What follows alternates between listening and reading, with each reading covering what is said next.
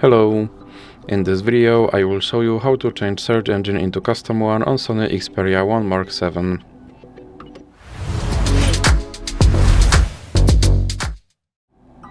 So you have to start by opening your internet browser, and now you have to go to your custom search engine website, and for this example I will use yep.com.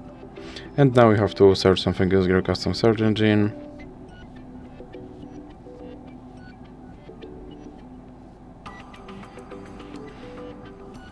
Then click on the three dots icon and go to settings. Now click on search engine, and if you recently visited, you should have yep.com option available, so you can select that and then you can go back. And as you can see, my search engine is now changed to Yep.